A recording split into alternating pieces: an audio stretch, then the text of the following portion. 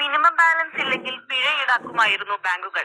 എന്നാൽ ഇപ്പോൾ അത്തരത്തിൽ മിനിമം ബാലൻസ് ഇല്ലെങ്കിലും പിഴ ഈടാക്കാൻ പാടില്ലെന്ന് നിർദ്ദേശം നൽകിയിരിക്കുകയാണ് പാർലമെന്ററി പെറ്റീഷൻ കമ്മിറ്റി. തിരുവനന്തപുരം സ്വദേശി പരമേശ്വരൻ കൃഷ്ണയ്യർ നൽകിയ ഒരു പരാതിയാണ് ഈ ഒരു തീരുമാനത്തിന് പിന്നിൽ. ഇതില് പോകാൻ കാരണം ഒന്ന്, ഞങ്ങളുടെ ഒരു യൂണിറ്റ് ബാംഗ്ലൂരാണുള്ളത്. ഞങ്ങൾക്ക് ബാംബു ഓൾ ഓവർ ഇന്ത്യയിൽ നിന്ന് ബാംബു വരുന്നുണ്ട്. കേരളത്തിലെ ചില ആദിവാസി ആൾക്കാരുണ്ട്, മഹാരാഷ്ട്രയിലും കർണാടകത്തിലും ഡിഫറെന്റ് പേരുകളിൽ അറിയപ്പെടുന്നത്. അപ്പൊ ഇവർക്ക് എപ്പോഴും അക്കൗണ്ട് ഉണ്ടാവില്ല.